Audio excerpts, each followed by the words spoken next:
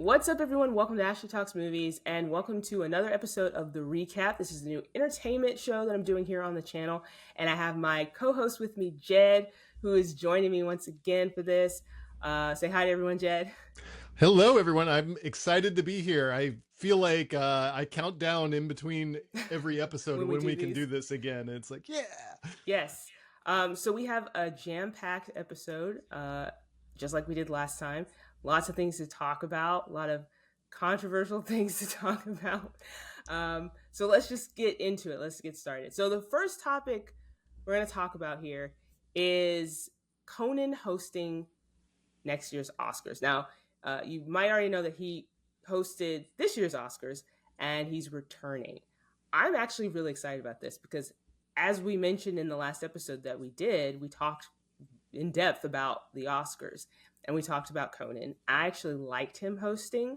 It wasn't perfect, but I liked his balance of humor. I thought he did a good job moving the show along. I thought he was a nice fit, especially because this was his first time hosting the Oscars. It seems like the producers agree and they're bringing him back. So I'm happy about this. What about you?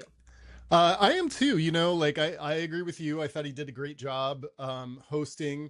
Conan's got his own style, and I thought he did a good job of balancing the Conan weirdness with like what the Oscar expectations, I guess, maybe. But is this the earliest that they've ever announced like the host for the next year? Because usually I feel like it's maybe like, I don't know, 4 or 5 months out. I This I seems really fast. I think it might be because the Oscars were literally like what, a couple weeks Like ago. two Like weeks this ago? is a Yeah, right. quick turnaround. Yeah. So obviously he impressed people, and I think the numbers, I didn't pull them up, but I think the numbers for the Oscars were pretty decent as well. I don't think the viewership went down. I think it went up. Might not have gone up by a lot, but it went up. And that's a reason enough, I think, to bring him back. But I am excited because I do like Conan. I think he's funny. And so now that he's gotten into the groove of it, I think he can do even better next year. And potentially this gives enough time for him to do some like really killer bits for next year, Yeah. especially if Like get there's like, prepared. Yeah. yeah, right. Like when a giant movie comes out or something like that that is going to end up in the Oscars, or it's something that everybody's going to be talking about. Like, there's a lot of potential for fun there. So, Yeah. yeah, I'm looking forward to it again. Same. Me too. Okay. So a topic that I'm really kind of excited about is that there's going to be a Starship Troopers remake. And it's going to be directed by Neil Blomkamp, who directed one of my favorite movies, District 9. Now, I'm curious as to which direction they're going to go with this remake because the original movie is very campy. It's like over the top kind of parody. The special effects don't quite hold up to to the modern Mm-hmm. modern abilities. And it's based off of a book, which I've actually never read. So I don't know if the book is more serious or. I was a huge fan of the original movie, Mhm. and I went out and got the book and was so excited to Okay. read it. And the book is nothing like the movie. Okay.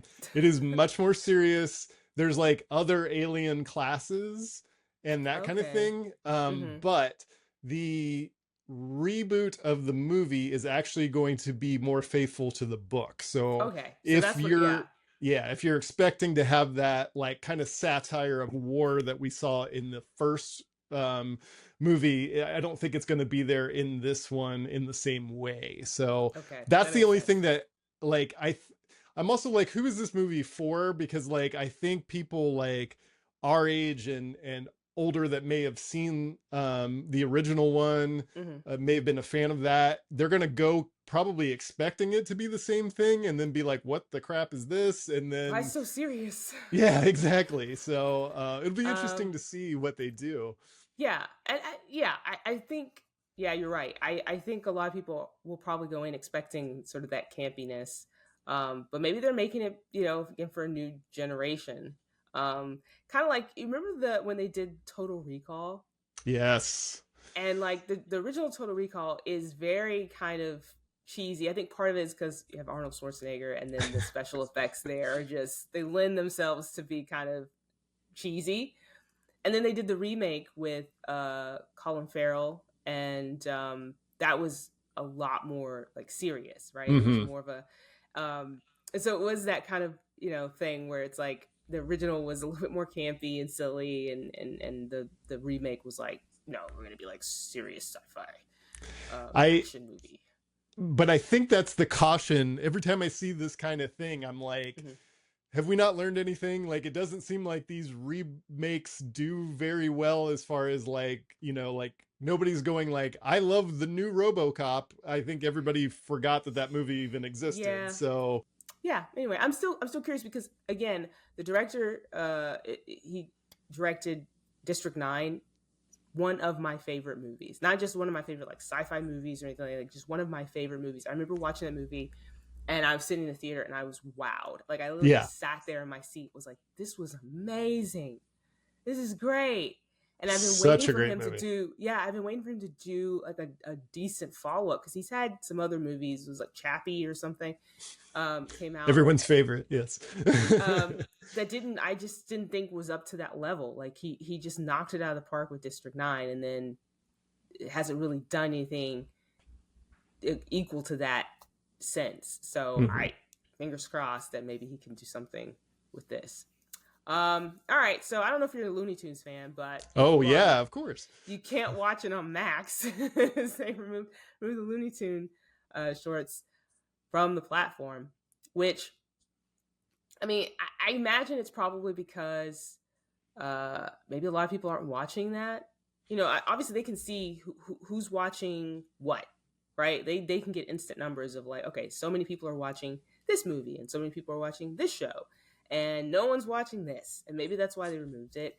I have no idea, but it got me thinking when I was putting together the topics for the show.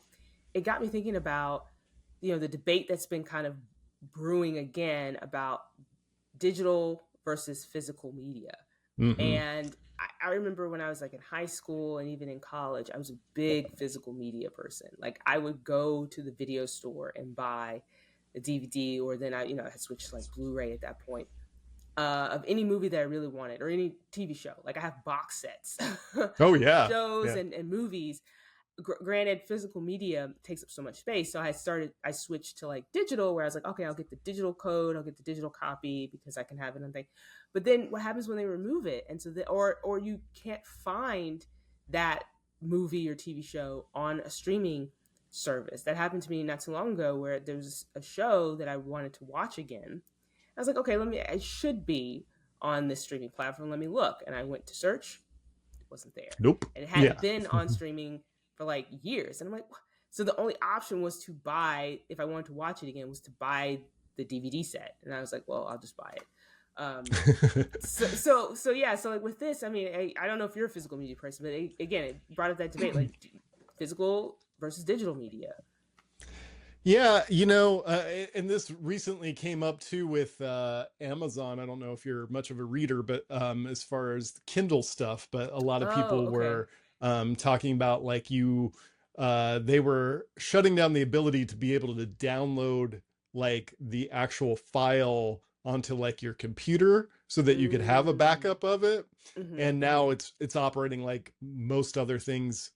If they take that off of the Kindle library, that mm-hmm. title, for whatever reason, you don't have access to it.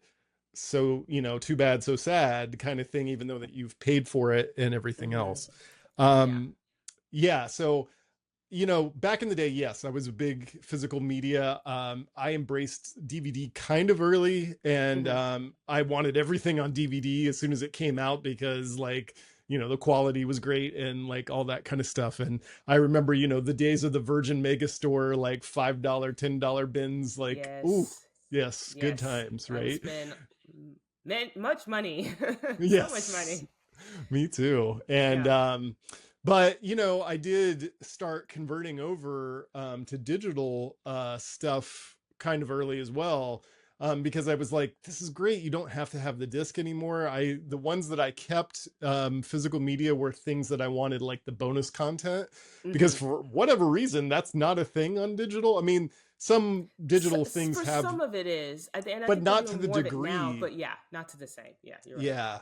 Um, so that's kind of a bummer. But this is I don't know what to say about this in some respects, because there are rights issues, obviously. Like Yeah. sometimes things get too expensive, or it's like we got to cut costs Residuals someplace. and yeah. Um, Yeah. what I thought was interesting, and I'm sure your news feed was like this, but you would have thought this was the biggest story in entertainment, because I felt like I kept seeing like, how dare they take our Looney Tunes away or whatever, and I'm like, is anybody like, I don't even remember the last time I watched a Looney Tunes short. I liked having Same. that ability to like be able to stream it if I needed to, but I'm not losing sleep over this necessarily, but I mean, it's just like anything else. Like there was even a Netflix original movie that Hmm. I went to show my wife back around Halloween, Hmm. and they had taken it off of Netflix, and I was like, well, if they don't have it, who does have it? And then Hmm. like a few months later,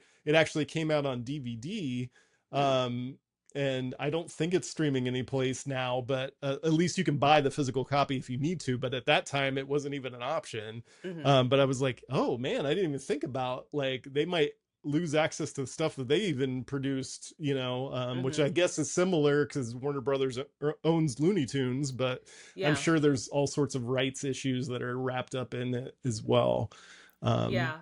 But I think you tapped into something when you were talking about how, like, you know, even if you might not be watching Looney Tunes, like, you had the ability to if you wanted to. And I think that's sort of like the crutch of a lot of this is there are so many times where I'm sitting at home, I'm like, it's weekend, I don't have much to do, and I'm like, I really want to watch this. Let me see if it's streaming. And I go and I can't find it. And it's like, or mhm. if it is streaming somewhere, it's behind a paywall. Like, you have to rent it or buy it. Like, it's not just available to stream on a like Hulu or a Max or anything like that. And it's like, okay, well, if I'm gonna pay for it, I might as well just buy the DVD Yeah, and I can yeah. watch whenever, right? And I think that's part of it. It's like this whole idea of like the technology is there. You should be able to like have things on demand. You have all these streaming services, and yet so many movies and shows are not available. And you want to watch something, you can't find it. So the more they keep taking stuff off the platform, you feel like, well, what is left? Even though there's plenty left. But yeah, it's kind of that sense of like, they took Looney Tunes. What's next? They it reminds me in a way of like the old days of the Disney Vault. Like it was a big deal that Yes. Cinderella was going to be out on VHS or Only for a limited DVD. time. Yes, and then it was gone and you weren't able to, and we survived, you know. Yeah. Did we? So yeah, well, we're here in some form, I guess, Yes. but they I think one of the, you know, I could see that. I could see it where Hmm. it's like, hey, maybe as we get closer to like Christmas or something like that, then they bring out like a Looney Tunes holiday collection or something like that that Yeah. maybe scratches that itch or something like that. Now I do know that Looney Tunes, there are other platforms that you can see some of the Looney Tunes content on now, so Hmm. it's not totally gone, but on Right. Max you're not going to be able to see all those classic shorts. So Right. Mickey 17 came out a couple weeks ago, and it has not done well at the box office.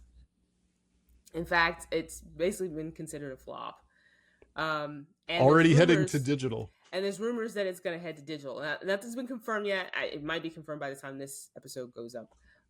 But yeah, it's apparently going to hit digital sometime by the end of this month, which is like such a That's short insane. time. Like, Yeah. From that's like from a what, movie, 3 weeks.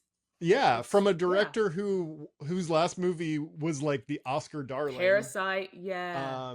And then you have, Robert Pattinson. I mean, it's a big cast of people. Yeah, it had a pedigree, right? Yes, it had right. Bong Joon-ho uh directing it, because like you said, he directed Parasite. I loved Parasite. Me And I was too. so Yeah. excited to see his next movie because I just loved Parasite so much. I like Robert Pattinson. He's in this movie. Mark Ruffalo, Tony Collette's also in this movie, like some big names. Yeah. um I don't know if it necessarily got the best marketing push. I mean, I saw ads for it and things like that. But I wonder if, like, just the oddness, the weirdness of the story just didn't resonate with people in terms of like the marketing. And then the people who did end up seeing it, the reviews were kind of mixed. I was kind of middling on it. Like there was Mm-hmm. things I liked about it, but there were also things I didn't like about it. So it wasn't my favorite movie. So I don't know if word of mouth also hurt this movie as well. But yeah, apparently it had like a 118 like $1 million budget, and Mm-hmm. then it needed to make like 200 plus, to break even. I And mean, it's insane numbers. I don't know yeah, why. and it's basically at, I think I checked it, it was at like 91 million worldwide. So that's not just domestic. That's like global total. It's like ugh, And I wonder too, like, are there markets it hasn't been opened in released yet? in. That I don't know. yeah, But even if it is, I don't know if this is a movie that translates like that, yeah, right? Because so many of these, you think about like blockbuster movies, they're typically released in the summer, which might also be another reason this movie just didn't do well, is just because yeah. it's released in that time period where a lot of people aren't going to the movies. It's just the January to like March window is kind of like the dumping ground where you I was kind gonna of put say, like yeah, your it's you kind of put like usually you might get a good horror movie in there, yeah, but or other a than nice that, indie movie kind of, or yes, your or lower budgeted. I'm not gonna say low yes, budget, but like lower budgeted, mid budget. That's was that better description. Mid budget kind of movies that are like dramas or something like that. Not like big action franchises or right, anything like that. You save those for the summer because people are out, kids are out from school, people are on vacation. It's summer is hot. Movie theaters have air conditioning. It's typically, although it's changing, typically a cheaper entertainment alternative, right? Um, so yeah, I just I don't know.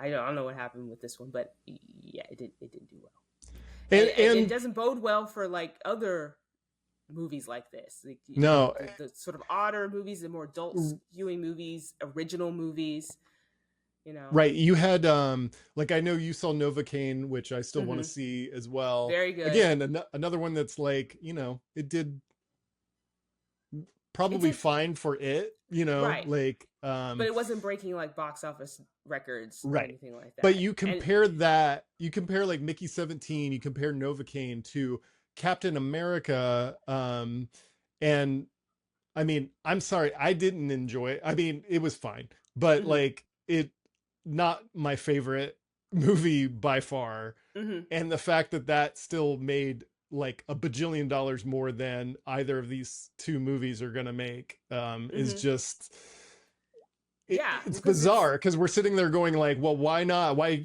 does everything have to be a remake, a reboot? well, Like so yeah, and that's the thing. Like again, people will say, "Oh, they're doing another remake. Oh, they're doing another reboot. Oh, they're doing a sequel. Oh, it's another Marvel movie. Oh, it's another Star Wars movie." And yet, people still show up. I mean, the Captain America movie, I liked it, but it's not the best of the Marvel movies, and it's still doing pretty well. I mean, it's not doing as well as some other Marvel movies. Again, I think part of that is when it was released, but yes, um, but still, it's got the name. It's got Marvel. It's superhero movie. It's got that built-in franchise and audience. So I think that's why it typically does well.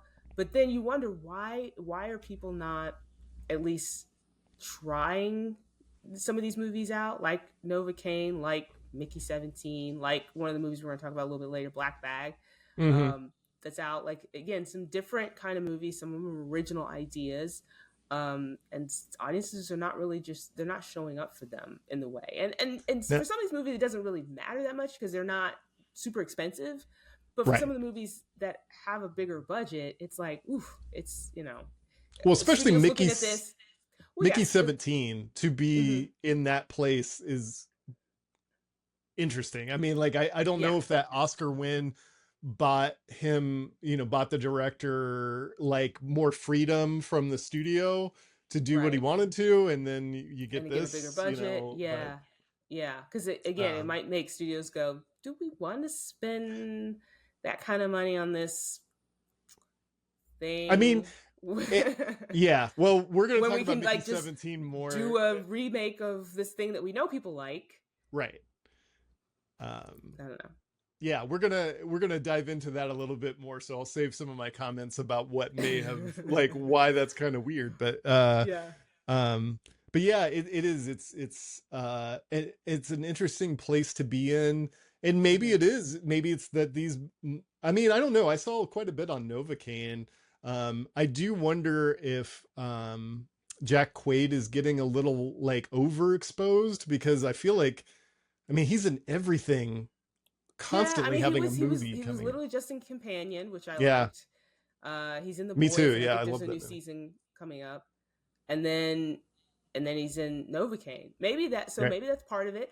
I also think, and I just thought of this, I also think some of it is people waiting for streaming. I think people have gotten so comfortable with I will wait to watch a movie on streaming, and especially if it's not a movie that they feel like they need to run out to the theater to see. Like the movies we just mentioned aren't going to be like spoilery, like oh I didn't watch this movie and now this part of this long overarching franchise is going to be ruined for me in the way that like Captain America might be, right? Like oh right, I want to see this movie because I need to know what happens next in this franchise, so I don't want to get spoiled, so I got to go see it at some point soon and not wait for streaming. Versus like oh Black Bag, that looks interesting, but I don't know if I want to go to the theater. It'll be on right. streaming probably in a month or two. I'll I watch mean, it then. A good I Friday think night that, movie. yeah, I think that's part of the issue too. Is like, um, there's such a narrow window now Hmm. that even things like there are movies that I will go see. I'm blanking on the one that I just thought of, but like I saw the movie and then literally the next day I saw, oh, next week it's going to be on streaming. And it was like, oh my gosh, I mean, Yeah. I still wanted to go see it in the theater, but it makes me wonder.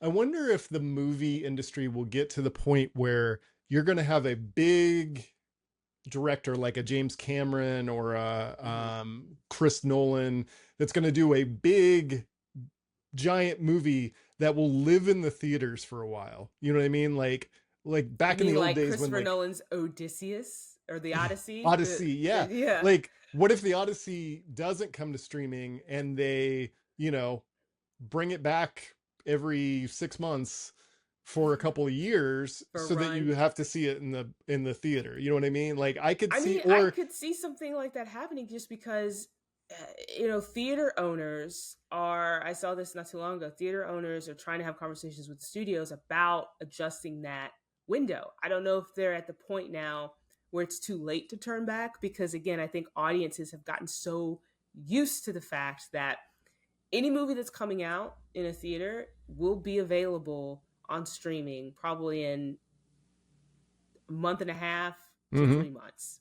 Like you're not waiting 6 months, 7 months for the movie to come out. If it's a pretty mainstream movie, you can probably expect it to come out within that window, and that's eroding the business at the theaters. And theater owners obviously hate that because they're not getting the money that they want to operate. I mean, to run a movie theater is very expensive. One of my first jobs was at a movie theater. I learned a me too. lot about the that side of it, um, like where the money goes, how the money is made, and everything. And and then on the other end, like these studios we were just talking about, like a Mickey 17 costing like $118 million or whatever to make. Studios want to recoup that money. One of the best ways for them to do that is to release it in theaters and make that money back. That's the This was a conversation I had with friends during like COVID Mm-hmm. when Disney and some other studios were like, let's just release our movies on streaming, and here was like, why don't they just do that for everything? And I'm like, because that's not sustainable. It's not a No. sustainable business model. You can't release $200+ million movies on a streaming platform where the number that the math isn't mathing there. Like And it's you're not gonna make that money back.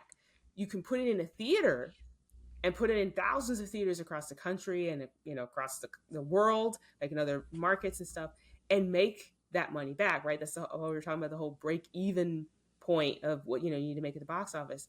And so that justifies like, okay, I'm gonna spend this amount of money to make this movie because we're gonna make it back. But yeah, and so I think at some point it is going to get to that where the theater owners are going to the studios like, can you please do something about this release window here because it's hurting us, and the studios know this because it's hurting them too. So I don't know. It will take a the big director though. The other thing that I could see happening is instead of going to a traditional movie theater, or maybe they do it at a movie theater, but you have like one of the stars or a few of the stars travel with the movie and show it. So like I know Hmm. Like certain do Q people. and A's and stuff Hmm. before Yeah, or like after certain it. people, like you can go see The Room with Greg Estero or what, Hmm. however you Sestero, I think. Um, like he goes around and does Q and A's with that. John Cusack was doing that with a few of his movies for a Hmm. while. I know around Christmas, Macaulay Culkin was doing that with Home Alone. Hmm. So I could see that becoming a thing. But then you're talking about ticket prices of like $40 a ticket or more. But here's the thing: I Um, think people would pay that for that because what it's I've adding that learned value. is adding that value, but also what I've learned in the last few years is a lot of the movies that make the most money, the ones that have been really successful at the box office, are the event type movies, Yes. right? So it's the movies Oppenheimer and Barbie, Oppenheimer, Barbie, like, Wicked, yeah. right? It's like we're gonna get our Yes. friends together. We might rent out a theater. We're making it an event. It's a thing We're we gonna we're gonna have to dress up. attend. Yes, Yes, we're gonna right. dress up. We have to attend. We're making it a bigger production than just I'm going to the movies and watching a movie. So if it comes down to like, hey, we have this new movie and two of the stars are going to be at screenings, you're going to pay an extra $10, $15 on top of your regular ticket to see it, but you get to hear from them in person. People would pay that. I mean, especially because if it's, I mean, it's a once in a lifetime kind of thing, for Yeah, a lot of people, right? I right. think people would do it. Now, would the stars be willing to do it? I think some would. It would be very similar to like, some of the Comic Cons that Right. people kind of Yes. go around to and like, okay, we're gonna show up for this Comic Con, we're gonna sign autographs and take pictures. You can do that with movies. Again, it's event movies, events, I think really make it. And I think not studios, the theater owners really need to lean more into that. Okay, so now we're gonna move on to the big topic of this episode, which is Snow White, the new live action remake from Disney. So by the time this episode is posted, the movie will have been released in theaters. I already saw it. I went to an early screening of it, and my review will be up by the time this episode is posted. But I wanted to, before I talk about like what I thought of the movie and get into that, I did want to talk about sort of the controversy that has been surrounding this movie, because I feel like it's been more than any other movie I've seen in recent history. Like it's just been snowballing. I felt like with every passing day or week, it was something else that people were either outraged or mad about, or some headline about people, like involving this movie. And I just, it's just kind of, it's just surprised me. I think that this ended up being probably one of the most controversial movies. I Um, mean, they were picking apart like everything. Like, you don't have like yeah. small people playing the dwarfs. You don't have Well, a see, white woman as so Snow White. here's the thing. I think there's been so much discussion about this movie that even the parts of the discussion that are not true, like the misinformation, has become like the truth. There's so much controversy about this movie, and I was telling someone when I was going to the early screening, I was like, it won't matter what I say about this movie. Like if I end up really liking it or loving it and saying like this is a great movie, it's awesome, like you gotta go see it. There were people who were like, you were paid, you're lying, like you're just saying that because it's Disney.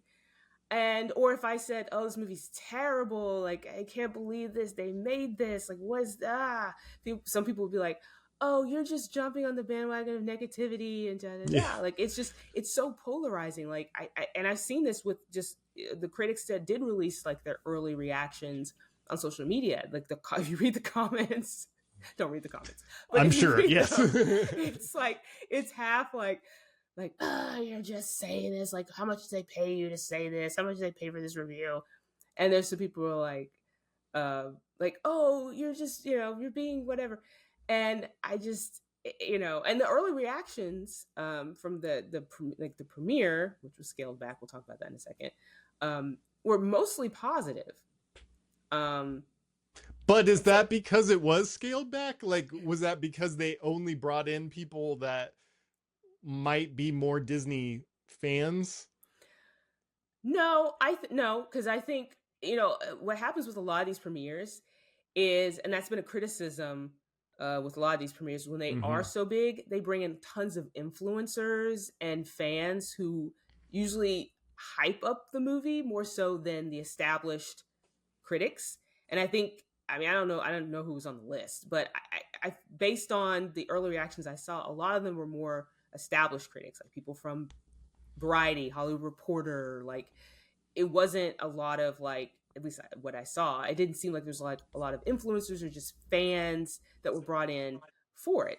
And I don't know if they did that just for like budgetary reasons or because of the controversy. They're like, let's just keep it low key. Like, we'll have a premiere because we do that with movies, but we'll just keep it kind of low key and go from there. But yeah, I posted my review. I thought it was pretty good. It wasn't great. Um, and but as far as Disney live action movies go, like, I've seen much worse. I wish they would stop. we Yeah, I just mean, had we just had I Mufasa, which I mean is its own thing. yeah. But and then Lilo and Stitch is coming, like, right. Mm-hmm. I Lilo mean, and Stitch is probably going to make bank, so I yeah. don't think they'll be stopping anytime soon. But I do agree with you. I think for most people, well, I shouldn't say most people. I think most people that I know, who I've talked to, are kind of on that, have that sentiment where they're just like, I kind of wish Disney would go back to doing what they used to do, and, like, do, if they're doing anime films, like, do some original ideas, like, give us, like, we're having sequels for Moana, but at one point Moana was an original concept, right? Right. We have Yes. sequels of Frozen, but it was original concept. We have Encanto, like, we have all these movies that are doing really well, and of course it's led to basically becoming franchises, but they were original Right. concepts. They were animated films, original concepts. Like, I want more of that, and less of the let's remake an animated film into live action, but we're also going to have a lot of CGI and it. And I have not been a fan of many of the live action remakes. I even said this in my review. My favorite one is Cinderella. That's kind of where the bar is for me, and then everything else Mm-hmm. kind of like, where does it fall from there?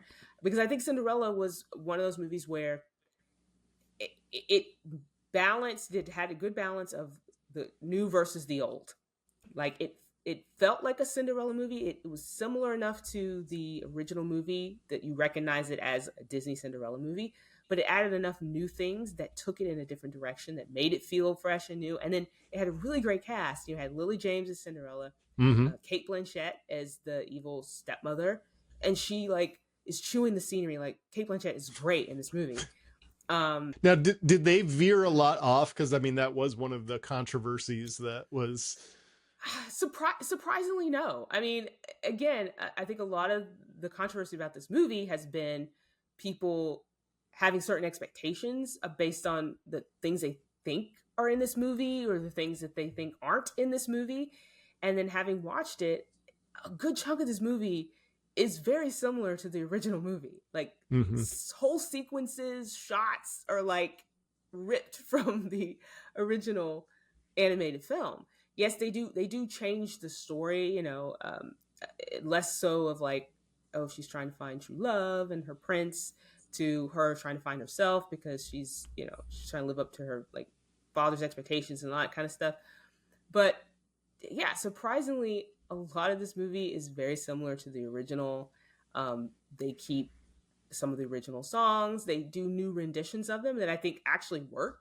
The Oh, that's changes good. the changes work. Like, it's not like they took away from it. You're like, oh, this is actually very similar to the original. It's just got a little update. Gives the other characters a little bit more to do. Like, the Seven Dwarfs characters get more personality and backstory, just because it's a longer runtime than the animated film, so they flesh those characters out a little bit more. And so it was nice to have those characters do more, be a bigger part of the story. And so yeah, so it's like, yeah, there's some changes that don't work, but for the most part, I think so much of this movie, again, regardless of how people feel about this movie, like if you go in and watch it and you're like, oh, I liked it, it's fine. There's just so much controversy around it that I think people are bringing biases into it, and it's kind of like the people who I think are complaining the most about this movie, who haven't seen it, they're like, they've already written it off, even though they haven't watched it. They don't really have plans to watch it. So, Are right, you like, losing out? Yeah, like on that. yeah, like they've already said like they're not watching it. They don't want to watch. They don't like Rachel Zegler. They don't care. So okay, they're not watching it. So why like worry about what they think and everything? I always tell people, like, if you really want to know if a movie's good or bad, like, go watch it for yourself. That's what I do. But anyway, so really quickly, we'll jump into like some really quick movie reviews, because Mhm. there's quite a few movies that have come out since the last time we did an episode. We already talked about Mickey 17, which again I said that I liked for the most part. There was things that I didn't like. I was kind of mixed on that one. I don't know what were your thoughts on that one. Yeah, I agree with you. Like there were parts that I definitely enjoyed. I felt like this movie really wanted to explain things to you instead of showing you stuff. Yeah, it It was wasn't a subtle at all. lot It of was a lot of voiceover. heavy-handed, Yeah, yeah, heavy-handedness with the messaging, which I'm like, come on, trust the audience to be smart enough to figure this out. Like, it doesn't have to be right. so over the top. Yeah, I agree with I that. it just overall, while I did enjoy it, I enjoyed something different. I thought I thought Robert Pattinson did a pretty good job Hmm. um for the weird accent that he was doing the whole time. Um I It took some liked getting used to. yes, I liked Mark Ruffalo, which for me is a big deal because I Hmm. don't in general like him. He Interesting. has he's had a few perform like I liked him in Poor Things. Hmm. I liked him in the Brothers Bloom, and Hmm. that's pretty much it, I think. Hmm. Usually I feel like he just wanders around like a caveman and looks confused. But in this movie, I liked him. Hmm. And of course, Tony Collette, give that girl some sauce. That's what she Hmm. wanted in this movie. But but it's hard to watch this and not think about Snowpiercer, which is similar in that class structure, and how Yeah. like we're trapped in this vessel that's going along, and there's this story playing out, and that did it so much better Yeah. than Mickey 17 did, and it just It got, even had a I mean, similar look. yes, yeah, Hmm. but it um yeah, it just got lost in its own creativity, I Story. guess, or Yeah. something. Yeah. It And got really messy towards the end, and it was kind of like, what what's yeah, going on right. right now? Like, Yeah. oh, okay. All right. Yeah, Yeah, yeah. sure. One movie I did really enjoy that just came out was Black Bag, Steven Soderbergh's new movie. I really liked this one. I don't think everybody did, but I'm a huge Soderbergh fan. Like, he's one of my favorite directors. I very rarely find anything wrong with his movies. So maybe I'm a little biased there, but I really like this one, and I like the cast. This one was just, it felt very like adult. It was like adult Hmm. drama, very sleek, very stylish, very cool, right? And I loved it. I loved the look of it. I loved the story. I love that it was, relatively short. I mean, it was like, what, an hour and 30 something minutes or something like Yeah. that. Hmm. Like under But two hours. they pack a lot in that Right. time. Yeah. I Like, mean, the dialogue is quick. There's a lot of that. It's not heavy on the action, but there's quite a bit of action in it. Um, Going to different locations. Like, it was. I liked it. I don't know. What did you think? yeah, I did too. Now, I actually, I was between seeing this and Novocaine, Mm. and uh, my Either wife, option's good. yeah, right. My wife was like, "No, I'd rather see the like a spy movie." But neither one of us had seen a trailer for Black Mm. Bag, and I was kind of going based on your review that I watched, Oh and I was gosh. like, "Well, Ashley really liked it, so that probably says something." And That's we're yeah, it was sold. great. So Yeah. yeah, that's what Ashley's stamp of approval. I'm there. But There you go. my theater was packed.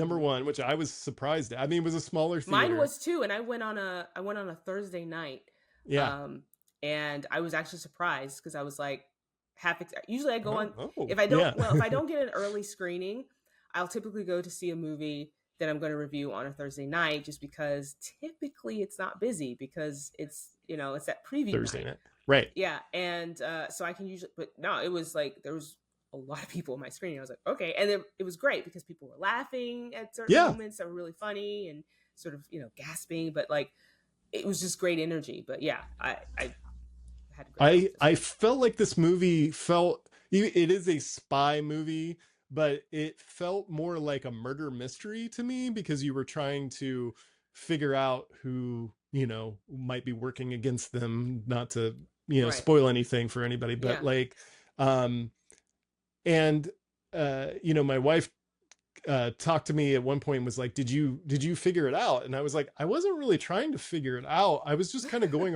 along with the for the ride. Yeah. And I feel like that's a good sign of a movie when, you're not like, well, wait a second, like Over blah blah analyzing blah it, you're or what. just like Yeah. enjoying it. Yeah. If you can just, yeah. And I agree with you. It was adult. It wasn't like dumbed down for audiences really.